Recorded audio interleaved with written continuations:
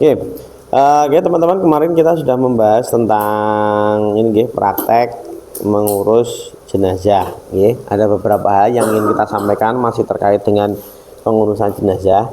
Jadi kenapa toh dalam Islam pengurusan jenazah harus sedetail itu? Kayak kemarin kainnya harus sekian. Jadi gini, untuk kain sebenarnya bisa menyesuaikan, umumnya yang dipakai itu 2 atau 3 itu supaya lebih enak, lebih gampang bungkusnya, dan lebih mudah untuk membukanya juga. Nah, misalnya mau pakai 1 tok sebenarnya juga boleh-boleh saja dan menyesuaikan keadaan, menyesuaikan keadaan. Nah, dalam Islam kenapa toh kok kita harus merawat orang meninggal sedemikian rupa, harus dikafan, dimandikan, disolati, mandikan aja kemarin harus bersihkan ini, enggak sembarangan. Padahal kan udah mati kan udah, habis itu enggak ngapa-ngapain lagi. Kenapa? Hah? Apa man? Bertemu Allah. Yang bertemu Allah kan ruhnya. Jasadnya dikubur udah. Oke. Jadi karena itu yang membedakan manusia dengan makhluk lain, dengan hewan. Kalian pitik mati ya mbok kafani, mbok salati. Ketika misalnya kalian punya peliharaan yang kalian sayangi banget, tapi kan juga nggak sampai segitunya. Sampun kabudun sowa dumateng Gusti Allah Taala, kambinge kula Pak Ijo. Kan juga enggak toh. Oke. Jadi ketika hewan meninggal kadang cuma dikubur begitu saja, atau bahkan kadang dibuang ke sawah, buang ke kali, dikubur begitu saja. Tapi kalau manusia kita rawat, kita hormati, karena itulah yang membedakan bagaimana kita menyikapi atau bersikap kepada sesama manusia. Termasuk alasan kenapa toh kok manusia dagingnya haram. Coba, al haramu bayyinun wal halal bayyinun wa bainahuma umurun mustabihat, Jadi hadis Nabi, yang halal itu kata Nabi, yang halal itu jelas, yang haram itu jelas. Yang halal kalau makhluk hidup hewan banyak sekali, tumbuhan pokok yang nggak merugikan itu halal. Hewan itu secara umum lebih banyak yang halal apa lebih banyak yang haram? Yang halal lebih banyak dan jelas, yang berkaki 4, yang hewan peliharaan rata-rata halal kecuali babi dan peranakannya, gitu. Sapi, kambing, apalagi onta, ayam, burung, kuda lah. Kuda menurut mazhab Imam Syafi'i halal, menurut mazhab Imam Hanafi Imam Hambali halal, tapi menurut Imam Hanafi haram, karena pada zamannya Imam Hanafi kan tabiin setelah para sahabat. Pada zaman itu kuda sama keledai itu dianggap temannya manusia. Itu boleh kendaraan dulu belum ada mobil, Bambang, belum ada kendaraan lain selain kuda. Makanya di beberapa mazhab Imam Hanafi itu mengharamkan kuda karena dianggap temannya manusia, lebih bisa digunakan, dimanfaatkan daripada dimakan, kan gitu. Oke, terus yang haram jelas yang bertaring, yang bercakar, dan amfibi sama babi. Yang ada di laut semuanya halal, kan gitu. Nah, terus ada lagi manusia. Manusia bertaring enggak, bercakar enggak, amfibi apalagi enggak, koncone babi enggak lah. Kenapa manusia haram?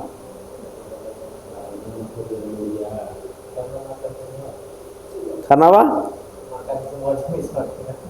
Makan semua jenis makanan. Beruang juga makan semua jenis makanan, Bambang. Beruang itu omnivora, semua dimakan sama beruang. Lebih omnivora daripada manusia beruang itu. Nah, kenapa kok manusia haram? Ini urusannya sama kemanusiaan. Loh, jangan tanya dagingnya rasanya gimana. Coba kambing makannya apa ya? Rumput. Daging kambing enak nggak? Enak. Lah apa manusia makanannya apa? Enak-enak semua. Roket chicken, duntal, masan padang, duntal. Kira-kira dagingnya manusia enak nggak? Otak-otak Sumanto psikopat ya. Lah wong yang makanannya rumput aja enak makanannya. Lele loh, makanannya lele apa? Dagingnya lele apa enggak? Enak. Lah lagi manusia loh, panganannya enak-enak kabeh loh. Kira-kira dagingnya enak manusia? Oh, jangan tanya. Kenapa kok daging manusia haram? Urusannya sama kemanusiaan. Bayangkan kalau daging manusia halal. Wah, bahaya. Tiba-tiba lo bisa saling bunuh hanya untuk dijual, dimakan. Loh, bahaya. Itu yang membuat daging manusia haram, ya. Haram. Dan haram di sini ya daging manusia, jasadnya manusia memang harus dimuliakan, ya, karena sesama manusia. Nah, ketika ada orang meninggal, makanya tadi menyolatkan itu hukumnya fardu kifayah, bukan sunnah, tapi fardu kifayah. Kenapa? Ya karena sepenting itu menghormati manusia itu, ya, sepenting itu. Kalau satu kampung nggak ada yang menyolatkan, oh dosa semuanya satu kampung, ya. Tapi nggak diwajibkan juga, nggak diwajibkan fardu ain. Kalau diwajibkan fardu ain lah, kalau ada yang memang lagi kerja atau memang nggak sempat nyolatkan, kan bahaya. Tapi dibuat fardu kifayah. Fardu kifayah itu artinya penting banget, nggak boleh ditinggalkan. Tapi juga yo yang berhalangan tidak wajib mengkodok. Kalau fardu ain kan kalau misalnya berhalangan wajib mengkodok. Tapi kalau sholat mayit enggak. Tapi artinya hukumnya tetap fardu, bukan sunnah. Artinya memang penting banget, gitu loh. Ya.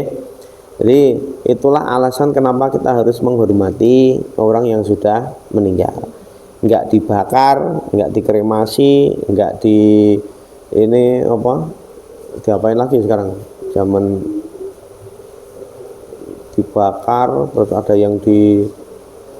yang dikubur. Itu cuma dikubur. Di Jepang zaman sekarang banyak yang dikremasi. Tapi zaman dulu modelnya dimasukin peti, duduk itu petine bunter. Lah tahu itu ngerti Sasuke pas diculik sama itu anak buah Orochimaru.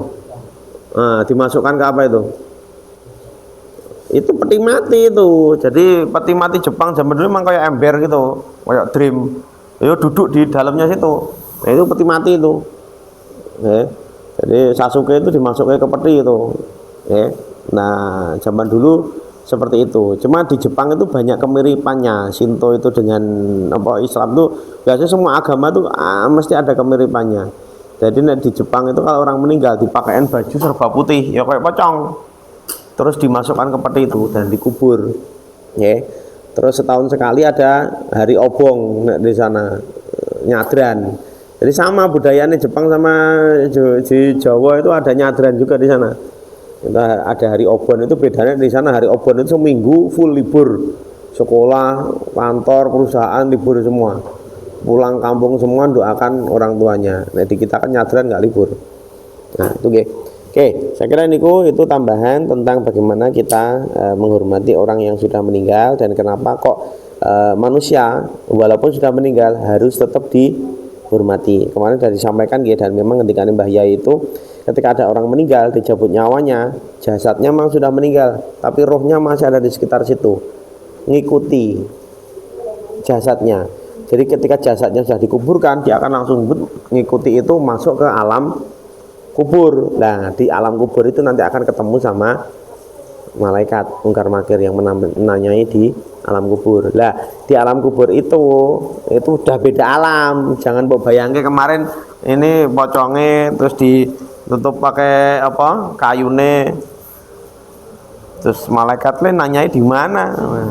Jangan bayangke malaikatnya desuk-desuk nih mantap buka gitu, bukan. Itu sudah beda alam. Yang ditanyai itu rohnya, bukan jasadnya. Jasadnya meninggal gitu aja. Oke, walaupun Gusti Allah memberikan petunjuk lewat beberapa kasus, itu ada yang mayat itu ketika dulu ada pernah ada kejadian itu Saya di Bantul kalau nggak salah. Dulu sampai viral, nah zaman dulu viral kan belum ada internet, dulu masuk ke majalah apa Hidayah itu. Jadi orang mati udah dikuburkan. Lah, dilalah yang nombor di bawah itu kuncinya mobil itu, kunci mobil atau kunci rumah itu dilalah jatuh di situ. Makrim dia koyo apa tadi? Sakare naik, kadung naik, dikubur. Udah. Begitu udah dikubur, udah ini kuncinya nggak ada. Aduh bingung. Terus akhirnya nembung sama keluarga si mayit. Bentar ya pengen dibongkar daripada itu kuncinya cuma satu-satu nih nggak bisa di ini.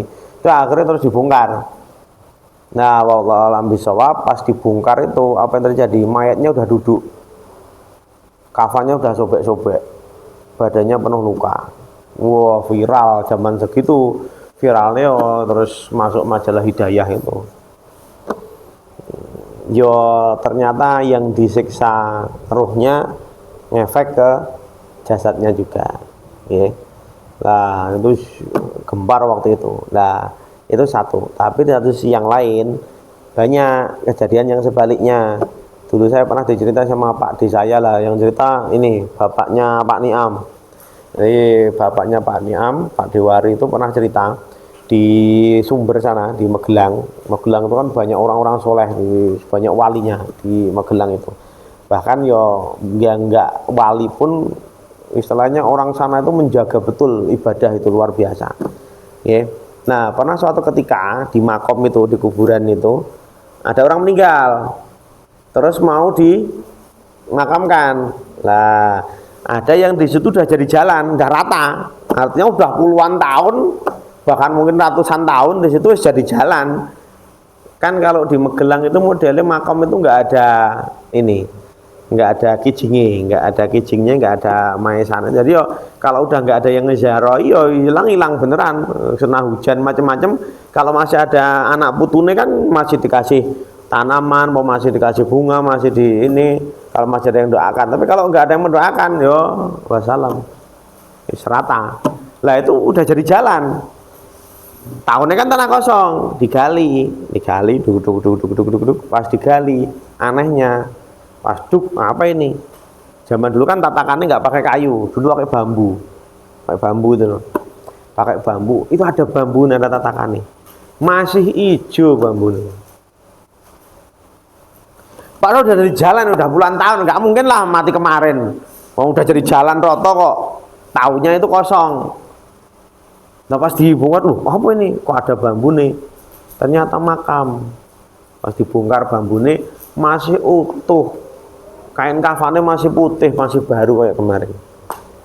Nah itu sebaliknya, orang yang disayang oleh Allah, yang amalnya baik, bumi ini mau membusukkan jasadnya nggak tega.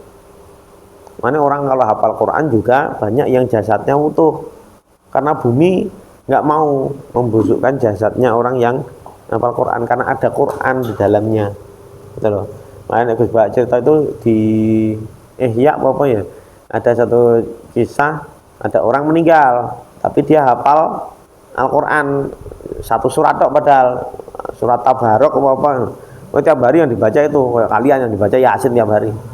Pas di tanah dikubur, mau diadab, mau dihukum, Quran tadi protes, iki Zidan ini mbok gebuki, aku neng jero ning ngawur mau gebuki aku melu kegebuk wong iki hafal Qurane, apa Yasin bener diwaca aku, protes itu. Malaikat kan nggak bisa mikir, oke?